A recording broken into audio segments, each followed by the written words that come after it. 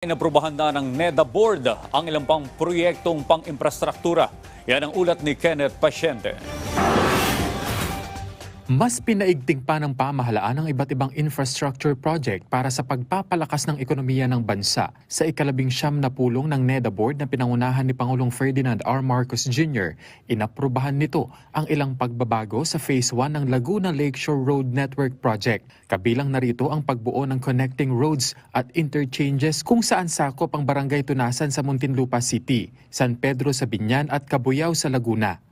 Ang LLRN project na inisyal na inaprubahan noong 2021 ay isang proyekto kung saan target ang konstruksyon ng 37.5 km primary road at 12 km viaduct mula Lower Bikutan, Taguig patungo sa Tunasan, Muntinlupa. Gayon din ang 25.5 km shoreline viaduct mula naman sa Tunasan, Muntinlupa patungo sa Calamba, Laguna. Ang proyekto ay inaasahang makatutulong para palakasin ang economic activity sa National Capital Region, Calabarzon, gayon din sa Central Luzon oras na matapos sa 2027.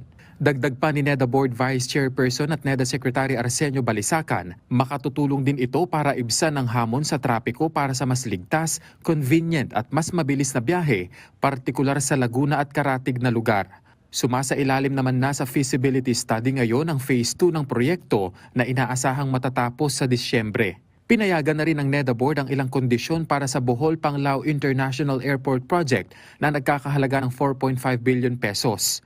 Inaprubahan din ng punong ehekutibo ang direktiba para sa DOTR at CAAP na ituloy ang pagsasagawa ng 90-day calendar day comparative challenge alinsunod sa Public-Private Partnership Code at implementing rules and regulations nito. Layo ng expansion project na ito para sa naturang paliparan na pataasin pa ang passenger capacity nito sa 2.5 million kada taon at 3.9 million naman kada taon oras na makumpleto na ang proyekto. Kabilang din sa inaprubahan ng NEDA Board ang parameters, terms and conditions para naman sa upgrade at expansion ng Lagindingan International Airport sa Misamis Oriental.